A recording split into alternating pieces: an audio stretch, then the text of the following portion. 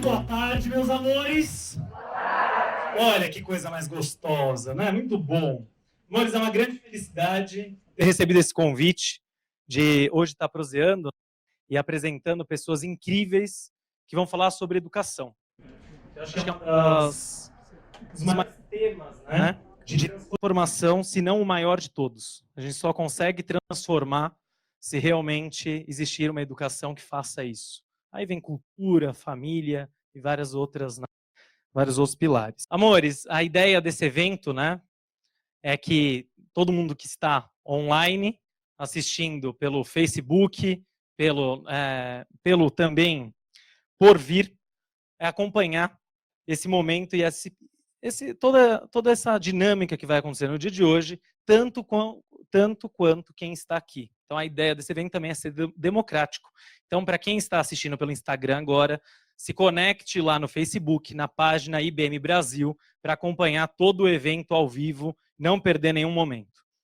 Para o dia de hoje, a proposta é realmente refletir sobre educação, refletir, né, sobre o impacto da tecnologia na vida. O convite de hoje é trazer o ser humano para o centro das relações.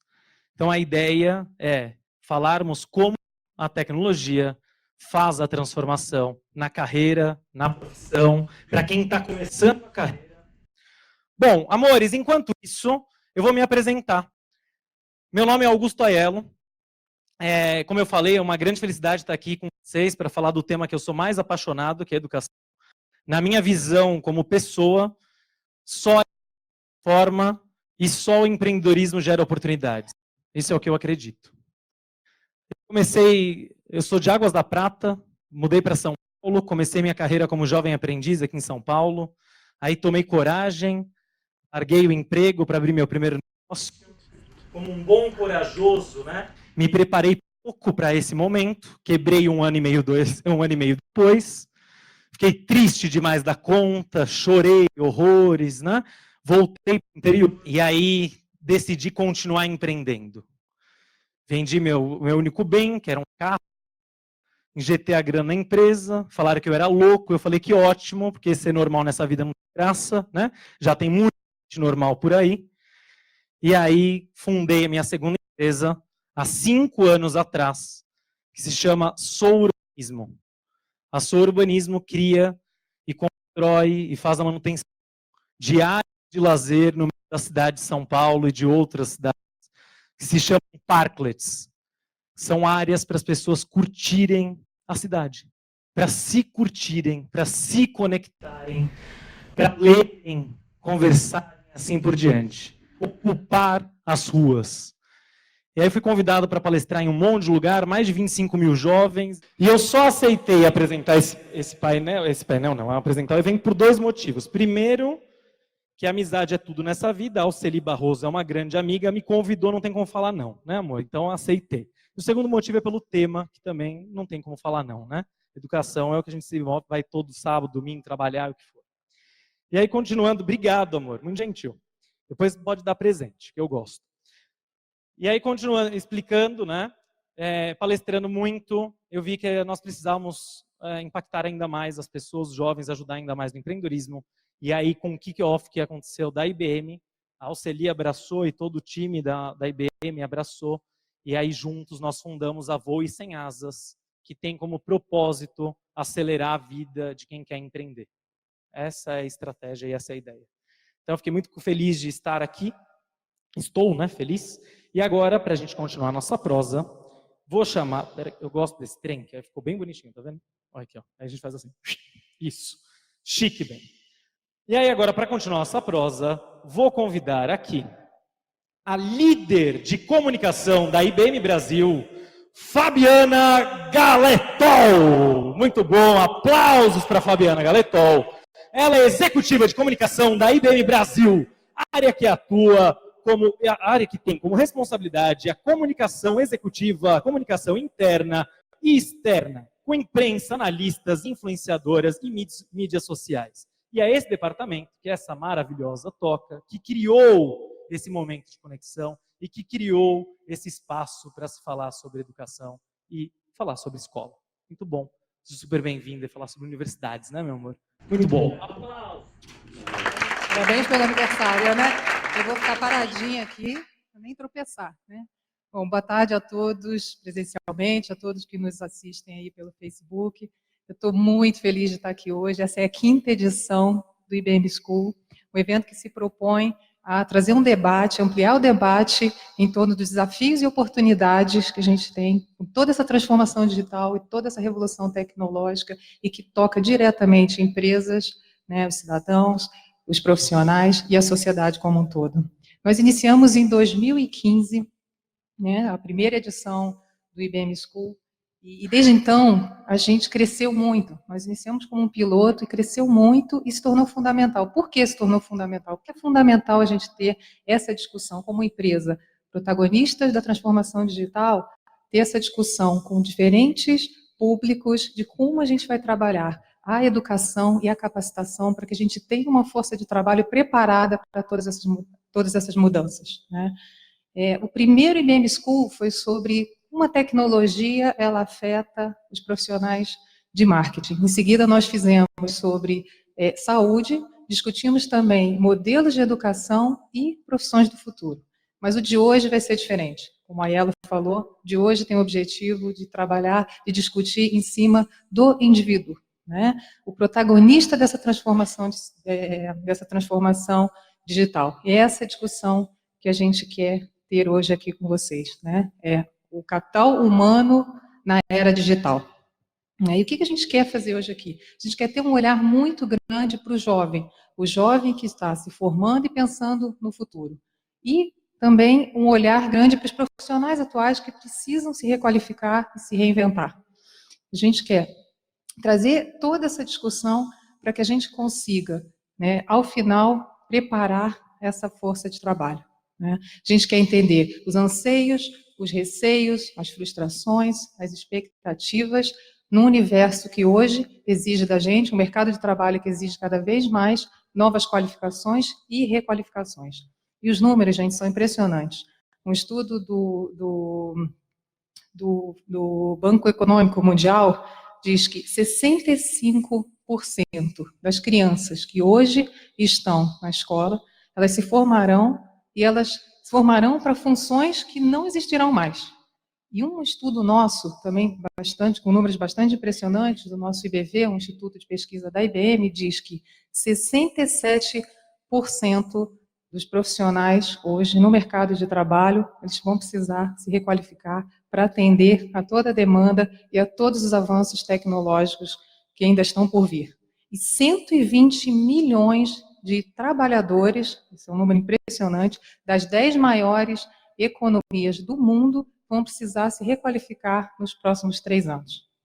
Agora, a tecnologia ela é fundamental, indiscutível, né, essencial, extremamente importante, mas é uma ferramenta. O que a gente precisa mesmo é ter um olhar para o indivíduo, para o ser humano, aquilo que nos faz únicos. E essas habilidades de empatia, né, inteligência emocional, criatividade, senso de urgência, são habilidades nossas que estão sendo cada vez mais requeridas no mercado. E é sobre tudo isso que a gente quer conversar com vocês hoje, aqui, sobre todo esse tema da essência do ser humano, o protagonismo do indivíduo na era digital. Eu espero que vocês tenham uma tarde bastante produtiva, uma tarde de vários insights, várias ideias em torno desse tema. Muito obrigada.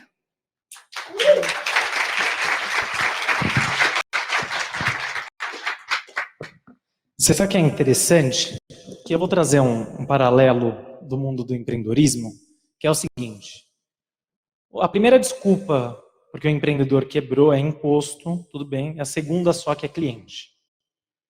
Na verdade, o que mais quebra é cliente, porque você não entende seu cliente, você não entende o desejo dele, a vontade dele. O que eu mais escuto de donos de escola, professores, diretores de universidade, é que o aluno está perdido. O aluno está perdido. Não quer mais nada, não presta atenção em nada, não sei o que. E aí eu faço a reverência.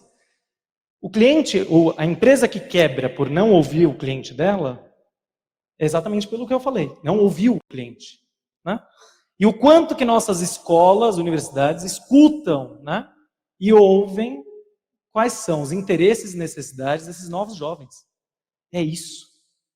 Então, essa ideia, achei fabulosa do tema principal, né, que norteia esse bate-papo, é que a gente fala sobre o indivíduo, sobre os desejos, anseios, e assim vai.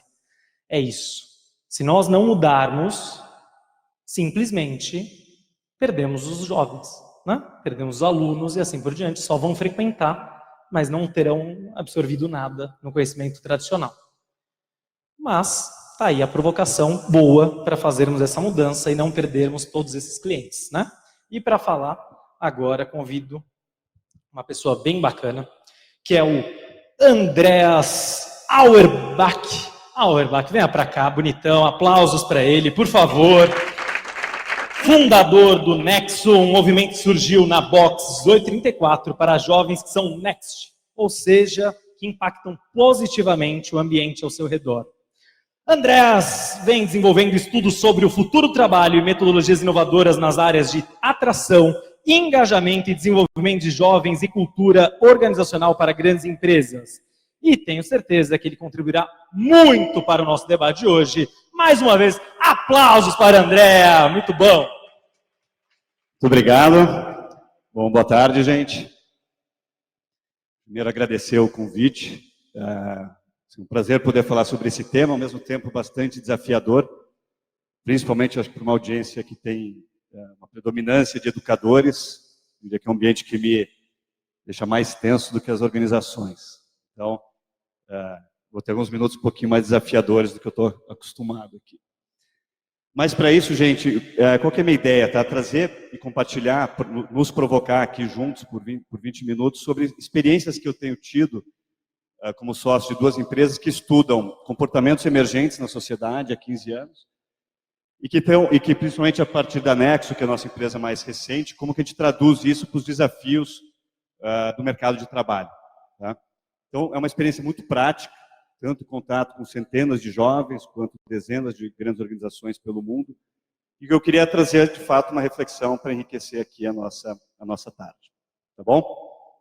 Eu vou já engatar aqui uma primeira, e queria começar, né, a partir dessa imagem. Tá? E pedir que vocês, obviamente, olhem para essa imagem, pedir para levantar a mão quem de alguma forma aqui se reconhece em alguma instância nessa imagem aí. Alguma familiaridade? E para o pessoal que está online também, por favor, fazer essa reflexão. Porque ela fala muito, gente, de um ponto que eu queria trazer aqui, que é o desafio de todos nós. Independente de idade, independente de geração, independente da posição que cada um de nós aqui ocupamos, essa imagem ela fala de um grande desafio contemporâneo.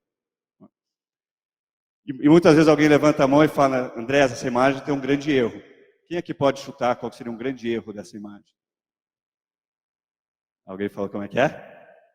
Pouco prato e não tem nem o prato caindo. Né? Eu não sei se é assim para vocês, né? Mas sempre tem algum prato caindo.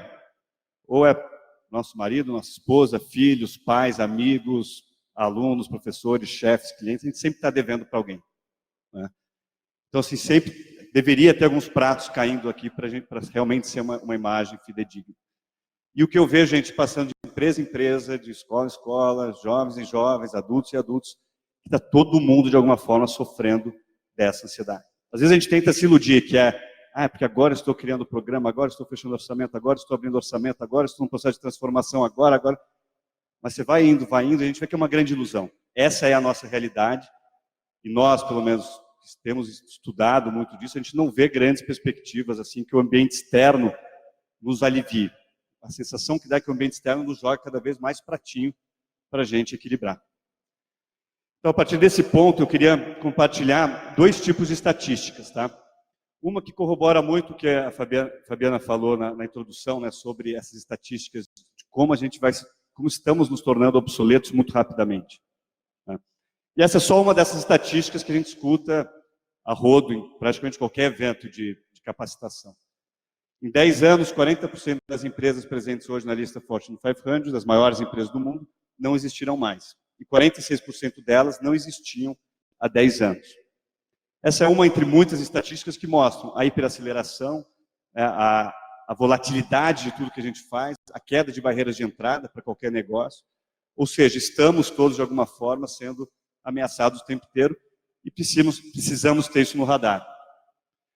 Só que muito pouco se fala, em praticamente qualquer evento que eu tenho visto, desse tipo de estatística.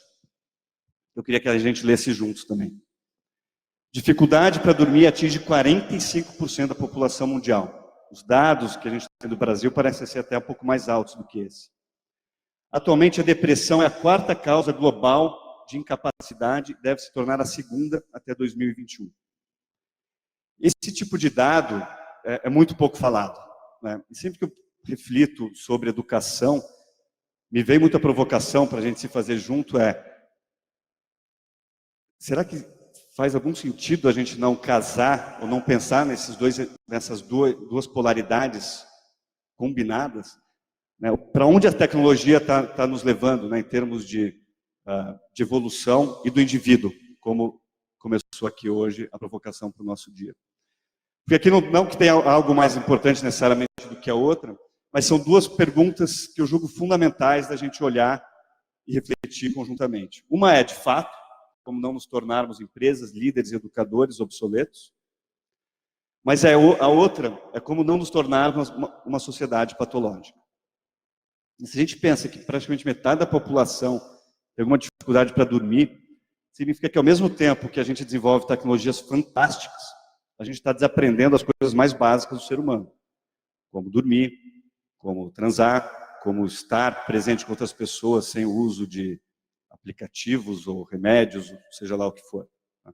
E aqui não é uma apologia a algo melhor ou pior, é uma apologia de como eu imagino que o debate tem que evoluir daqui para frente. Porque provavelmente é nesse campo que tende a estar algumas das novas temáticas mais contemporâneas que vão ter que emergir conforme a gente vai falando de temas como, por exemplo, a educação e o desenvolvimento das organizações. E para isso, para dar mais um passo, uma coisa que a gente tem aprendido muito é que tentar traduzir ou tratar esses temas por aquele recorte geracional típico, geração X, baby boomer, Y, Z, Gen X, nomes que inclusive uma das nossas empresas, a Box, inclusive ajudou a criar e talhar muitos desses nomes globalmente. Eu vejo que eles servem para algumas coisas, para o mundo do consumo, mas não servem para esse tipo de debate que a gente está tendo aqui hoje.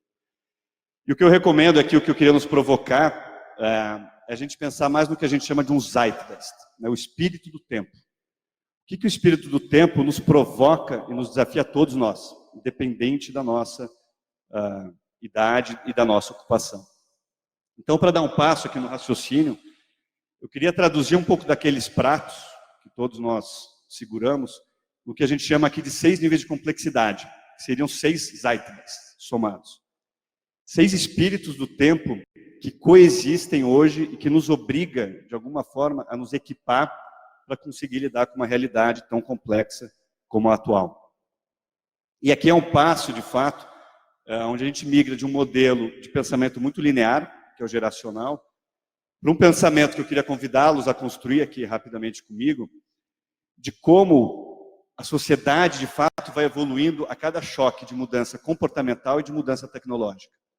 E a gente entender e reconhecer que quando vem algo novo, por exemplo, como as hipertecnologias que a gente tem hoje, hiperaceleradas, que seria a última camada que a gente consegue hoje ver e sentir, o fato da gente viver nessa hiperaceleração não faz com que a nossa herança mais tribal deixe de estar aqui presente com a gente. Por exemplo, para dar um exemplo da nossa origem mais primitiva, churrasco. Todo mundo aqui de alguma forma participa de um churrasco, certo? Tem algo mais primitivo do que acender um fogo, pegar uma carne crua, reunir os amigos, amigas em volta desse fogo e fazer um ritual? Isso é algo absolutamente tribal que a gente carrega até hoje. Os símbolos, as festas, as celebrações, o ritmo da natureza, então operar em semanas, meses, anos, é uma herança que a gente carrega absolutamente tribal e que nunca deixou de estar aqui com a gente. Assim como o segundo modelo de organização e liderança que a gente conheceu, que são as organizações combativas. Organizações que, a partir do momento que a gente deixa de operar em tribos, 20, 30 mil anos antes de Cristo, para conseguir nos organizar em grupos maiores, a gente precisa de uma tecnologia fantástica para ordenar pessoas. E essa tecnologia se chama a força e o medo. Colocar as pessoas em posição de medo foi a tecnologia e o estilo de liderança mais preponderante até hoje. E o que mais predomina até hoje, em geral, nas nossas lógicas organizacionais, sem dúvida. Na educação, eu deixo a pergunta aqui, talvez, para a gente refletir. Mas o fato, e essa foi uma forma, né, os líderes que operam pela força e pelo medo, foi uma das formas de liderança que mais predominaram até hoje. Mas ela gera muita instabilidade na sociedade. E aí, de alguma forma, a sociedade responde a essa lacuna que esse modelo deixa, trazendo o que para nós? Leis, insígnias e dogmas, basicamente, que é o terceiro modelo que coexiste até hoje na nossa sociedade. E aqui a gente está falando de 10 mil anos antes de Cristo, para sistemas de produção e mentais muito mais antigos do que tudo que a gente, em geral, discute hoje dos novos fetiches tecnológicos. A lei que passa a nos ordenar a todos, insígnias, né? Então, insígnias lá atrás, na época mais perto de Cristo, eram, por exemplo, as túnicas do alto clero. Depois, né, então, se eu era do alto clero, eu usaria uma túnica maravilhosa. Se eu fosse camponês, eu usaria uma roupinha toda surrada. Depois, as perucas brancas na corte francesa, os talheres. Formas de nos ordenar dentro da sociedade. E que a gente segue usando esse tipo de insígnia, por exemplo. Quem aqui consegue pensar um tipo de insígnia que vários de nós aqui usamos? As marcas de roupa, por exemplo. Então, o cavalinho, o jacarezinho, o tipo de roupa, o tipo de carro, a sala do presidente, a sala, ou em geral não tem sala, né, do estagiário, a roupa que cada um de nós usa, a vaga, na escola, toda a hierarquia, toda a lógica dentro do sistema de educação, são heranças, o lugar do professor, o lugar do aluno. Essa lógica de operar por estruturas rígidas é uma herança muito antiga nossa e que segue predominando até hoje na nossa sociedade. Mas ela traz a sua sombra, como qualquer modelo de produção e de organização que a gente conhece até hoje, que é uma certa rigidez. E essa rigidez vai ser, então, respondida por um modelo de sociedade e de produção e de educação e de formação que vai nos tornar profissionais e seres humanos brilhantes em buscar a máxima performance.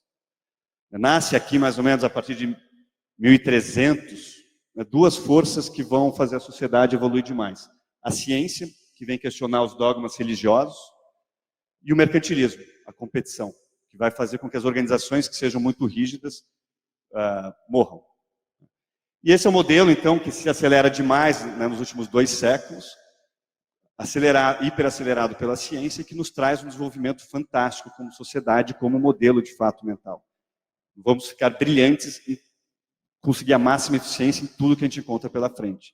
Como que eu tiro o máximo de um cliente, de uma planta, de uma máquina, de um colaborador, e a sociedade vai se desenvolver brilhantemente a partir desse paradigma. E são paradigmas que vão, né, vamos lembrando, sempre se somando aqui, isso daqui a pouquinho já vai fazer sentido para a provocação que eu quero fazer sobre a educação. Como se não bastasse, o mundo segue evoluindo, né? Então aqui a gente tem modelos de milhares de anos, aqui a gente já tem um modelo de alguns séculos, e algumas décadas atrás, duas grandes forças vão botar em xeque esse modelo da máxima eficiência. O que vocês imaginam que é a sombra de um modelo que tenta tirar o máximo de tudo que encontra pela frente? Seja um terreno, uma pessoa, um cliente. Qual que é a dor que um modelo desses tende a deixar para nós, humanos? Exaustão. Perfeito. Então, duas forças vão fazer nascer uma nova lógica, um novo zeitgeist, um novo espírito. O planeta levanta a mão e diz, ó, galera, se seguir assim o negócio vai dar ruim. E as pessoas, que quando se percebem como engrenagens de uma grande máquina, começam a clamar por um algo a mais. E aí nasce uma quinta camada de complexidade, um quinto zeitgeist, que é uma busca por significado, vamos assim dizer.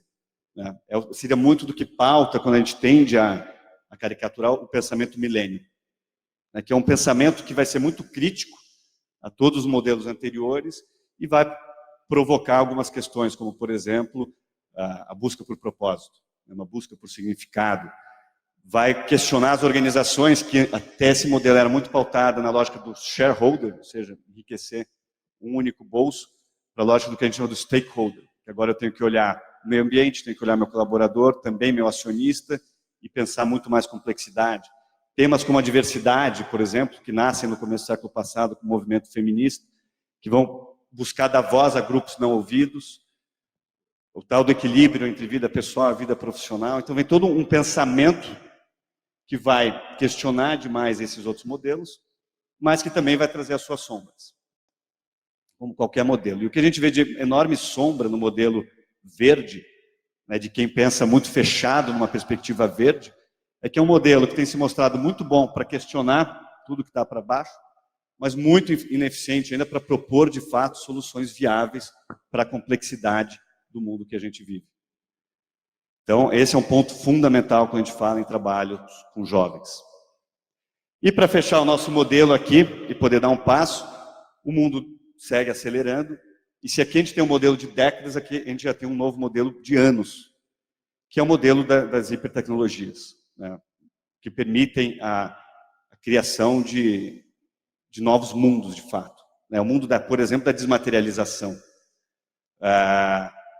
Um celular, por exemplo, que desmaterializou o nosso guia 4 rodas, nossa TV, nossa coleção de discos, mudanças absolutamente drásticas na nossa forma de pensar e de viver. Negócios como um Uber, por exemplo, que sem ter um único carro nos seus ativos, vale mais do que qualquer montador hoje em dia. Ou seja, um grau de disrupção absurdo. E por que eu estou falando tudo isso, gente? Quando a gente percorre esses 6 níveis de complexidade, eles representam muito dos pratinhos que a gente hoje tem que equilibrar. E do que a gente vê que tem sido uma das grandes dores nas organizações e no mercado de trabalho e de todos nós, que são 3 grandes desafios. 2 que eu já citei lá no começo. Então, como que dentro dessa perspectiva a gente não se torna seres humanos obsoletos? Isso tem a ver com acessar os códigos dessas últimas camadas. E por outro, como que a gente não adoece, de fato, nesse mundo. Isso tem a ver com acessar os nossos lugares mais originais, da onde esse hardware, de alguma forma, foi talhado. É esse único hardware que não desenvolve na mesma velocidade do smartphone.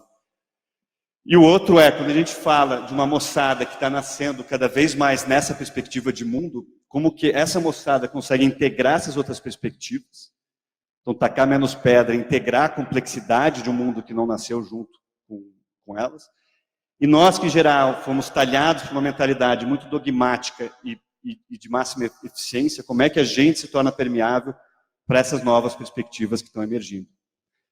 E isso tem 2 tipos de reação quando a gente olha tudo isso. Tem essa charge que eu adoro, não sei se vocês já tinham visto, mas que às vezes é um pouco de um sentimento legítimo.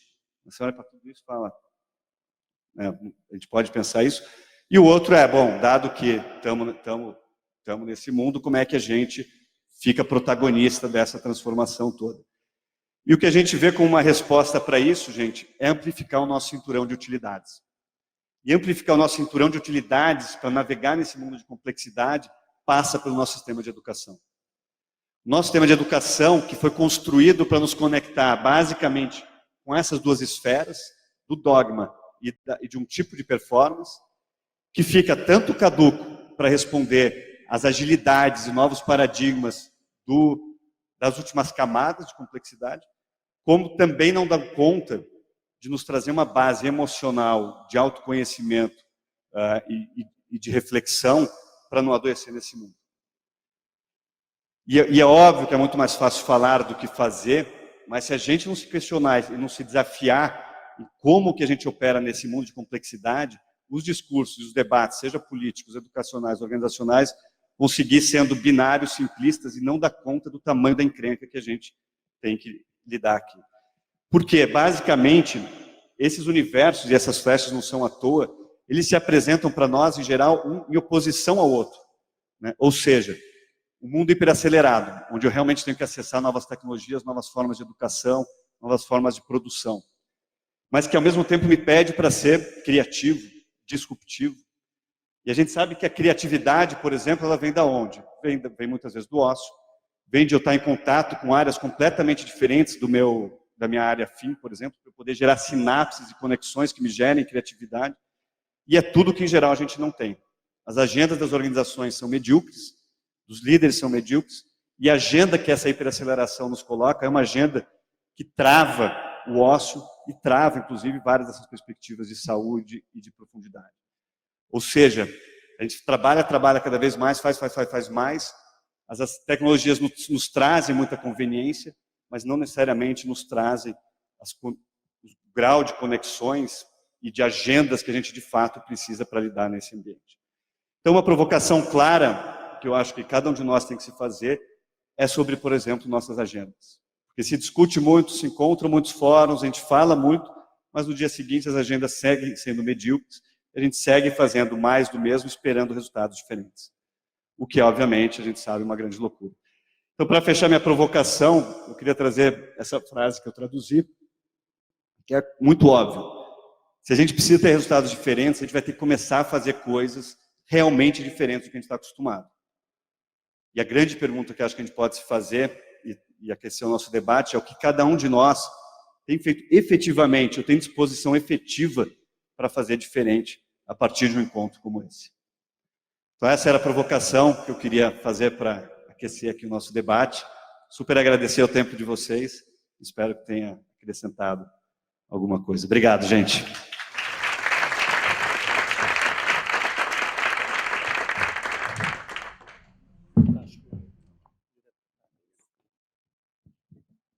Uau, né?